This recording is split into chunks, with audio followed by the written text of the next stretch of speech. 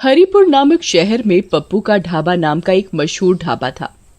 ये ढाबा इतना मशहूर था कि आसपास के सभी लोग खाना खाने के लिए आते थे। उस ढाबे का खाना जो एक बार खा लेता तो उसका स्वाद भूल नहीं पाता। अगर कोई भी उस गांव में किसी भी काम से आता तो उस ढाबे का खाना खाए बगैर नहीं जाता।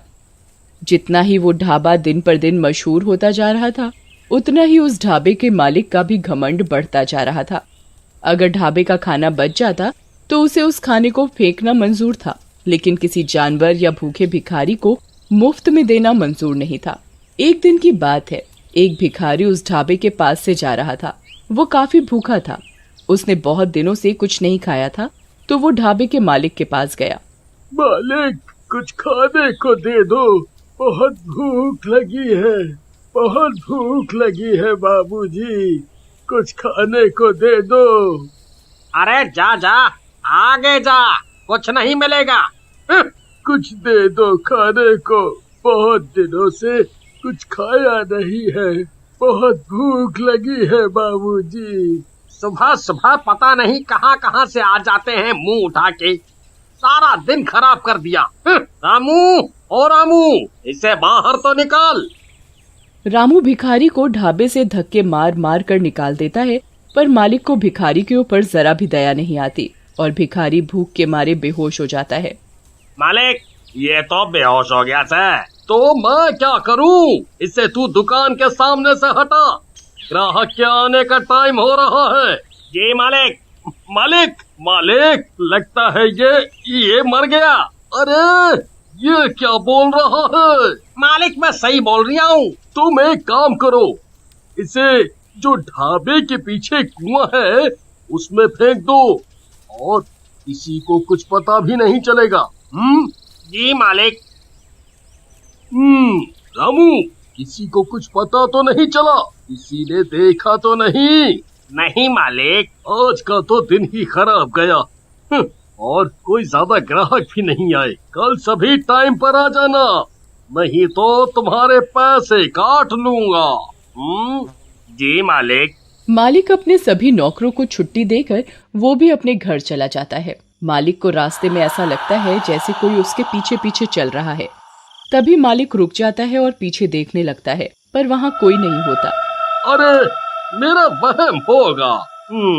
और वो चलने लगता है। तभी उसे अचानक कोई जोर से थप्पड़ मारता है। वो अपने चारों ओर देखता है, पर कोई नहीं था। वो जल्दी जल्दी चलने लगता है और अपने घर पहुँच जाता है। अरे भाग्यवान, जल्दी से खाना लगा दो, बड़े जोरों की भूख लगी है। जी अभी लाई। जैसे ही पत्नी खाना लेकर आती है, तभी भिखारी भूत उसकी पत्नी को जोर से धक्का देता है, जिसके कारण पत्नी के हाथ से सारा खाना गिर जाता है। अरे भाग्यवान, ये क्या किया? सारा खाना गिरा दिया। जी पता नहीं कैसे गिर गया, मुझे ऐसा लगा जैसे किसी ने मुझे धक्का दिया हो। आज का तो सारा दिन ही खराब गया। अगली सुबह मालिक अपने ढाबे पर काउंटर पर बैठा होता है। तभी एक ग्राहक आता है और कुर्सी पर बैठ जाता है और खाने का ऑर्डर देता है। रामू, जल्दी से खाना लेकर आओ। ये कैसा खाना है, इतना तीखा? क्या हुआ, खाना अच्छा नहीं है? ये कैसा खाना है? रामू, ओ रामू, आज तुमने ये कैसा खाना बनाया है? मालिक, पता नहीं कैसे हो गया, खाना तो अच्छा ही बनाया था। आज भी मालिक की कोई कमाई नहीं हुई थी और सारा खाना ऐसे ही वेस्ट हो जाता है। ये देखकर भिखारी बहुत खुश होता है। अगले दिन मालिक अपने नौकर से कहता है, आज ऐसा खाना बनाना कि लोग उंगलियां चाटते रह जाएं। और सभी नौकर और रामू खाना बनाने में लग गए। खाना बनकर तैयार हो जाता है। खाने की खुशबू तो अच्छी आ रही है।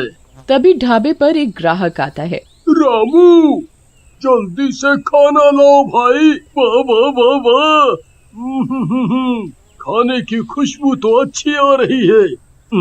ग्राहक जैसे ही खाना खाने के लिए बैठता है, तभी उसकी थाली से अचानक रोटी गायब हो जाती है। अरे रोटी कहाँ गई? अभी तो थी। वो डर जाता है। वो रामू का आवाज लगाता है। रामू, रामू। जी साहब, क्या हो गया साहब? अरे रामू, मेरी रोटी गायब हो गई। अरे ऐसे कैसे हो सकता है साहब, आपका वहम होगा। ये सारा करा धरा भूतिया भिखारी का था। वही सब ग्राहकों को परेशान और डरा रहा था। ग्राहक डर के मारे भाग जाता है। ढाबे के मालिक को समझ नहीं आ रहा था कि आखिर चक्कर क्या है। ऐसा रोज का काम हो गया और दिन पर दिन ढाबे के मालिक की कमाई कम होने लगी। एक दिन की बात है, शहर से कुछ लोग गांव की तरफ जा रहे थे। उन्हें पप्पू का ढाबा दिखाई दिया। उन्होंने उस ढाबे का नाम काफी सुन रखा था, तो वो ढाबे पर खाना खाने के लिए रुक गए और वो खाने का ऑर्डर करते हैं। रामू खाना लेकर आता है तो वो खाना खाने बैठते हैं तो उनकी शाही पनीर की सब्जी चिकन की सब्जी में बदल जाती है, जिसे देख वो घबरा जाता है। वो जैसे ही पीने के लिए पानी का ग्लास उठाते हैं तो भूतिया भिखारी सारा पानी उनके सिर पर डाल देता है और वो जोर जोर से चिल्लाने लगता है, भूत भूत भूत, अरे इस ढाबे पर तो भूत है। और वो वहाँ से भाग जाता है। देखते ही देखते ढाबे पर रोज अजीबोगरीब घटनाएं होने लगी। लोग उस ढाबे को अब भूतिया ढाबे के नाम से जानने लगे। एक दिन रात को ढाबे का मालिक जब ढाबे के गल्ले से पैसे निकालने के लिए गल्ला खोलता है तो वो देखता है कि इसमें तो एक भी पैसा नहीं है और पैसे की जगह मालिक को उस भिखारी का सर दिखाई देता है। भूत भूत, अरे ये तो वही भिखारी का सर है जिसे मैंने कुएं में फेंकवा दिया था। फिर ये इधर आया तो आया कैसे? मालिक की आवाज सुनकर ढाबे के सारे लोग मालिक के पास एकत्रित हो जाते हैं। क्या हुआ भाई साहब, आप इतना घबराए हुए क्यों हैं? ये देखो, हमारे गल्ले में भूत है। यहाँ उस भिखारी की खोपड़ी रखी है और उधर से पैसे गायब हैं। ये सुन सारे लोग बहुत घबरा जाते हैं। अरे भाई साहब, ऐसा कैसे हो सकता है? जाओ, तुम एक बार गल्ला खोल के देख लो, तुम्हें वहाँ एक खोपड़ी मिलेगी। वो एक भूत है, भूत। वो आदमी मालिक की बात सुनकर ढाबे का गल्ला खोलता है, पर वहाँ ना तो कोई खोपड़ी होती है और साथ ही उधर उसके पैसे रखे होते हैं। अरे क्या भाई साहब, लगता है आपकी तबीयत ठीक नहीं है। आपने नींद में कोई सपना देख लिया है। आपको आराम करने की आवश्यकता है।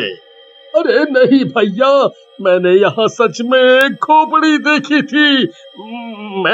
मैं बिल्कुल सच बोल रहा हूँ। मालिक अपनी बात सबको मनवाने की कोशिश करता है, पर कोई उसकी बात नहीं सुनता और ना ही विश्वास करता है। तभी रामू मालिक के पास आता है। मालिक, मुझे ऐसा लगता है कि ये सब वो भूखा भिखारी कर रहा है जिसे आपने कुएं में फेंकवाया था।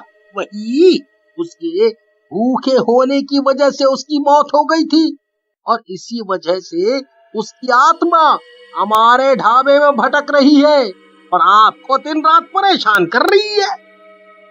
रामू, मुझे भी यही लग रहा है। तुम सही बोल रहे हो, पर अब इस बात का क्या इलाज है? तुम मुझे ये बताओ। अगर ऐसा ही चलता रहा तो मैं एक दिन पागल हो जाऊंगा और मेरा ढाबा भी बंद हो जाएगा। आप चिंता ना करिए मालिक, मैं एक बाबा को जानता हूँ। मैं आपको उनके पास लेकर चलूंगा। उनके पास हमारी परेशानी का कोई ना कोई हल जरूर होगा। ऐसा मेरा उनके ऊपर विश्वास है। मैंने उनका काफी नाम भी सुना है। वो सबकी परेशानी दूर कर देते हैं अपनी पूजा पाठ से। रामू और उसका मालिक अगले ही दिन बाबा के पास जाते हैं। वो बाबा को उधर जाकर सारी बात सच सच बताते हैं। ये तुमने क्या किया? तुमने एक भूखे भिखारी की जान ले ली। उसकी आत्मा भूख की वजह से ही तुम्हारे ढाबे में भटक रही है और तुम्हें परेशान कर रही है। बाबा जी, हमारी मदद करो, हमसे गलती हो गई। हम कभी नहीं करेंगे आगे से ऐसा। हमें माफ कर दो बाबा।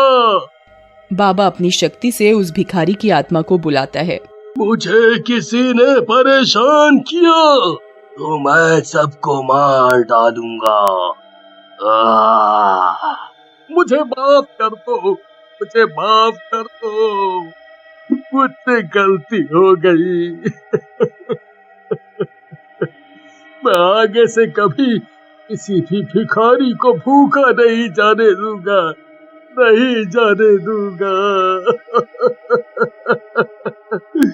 मुझे माफ कर दो।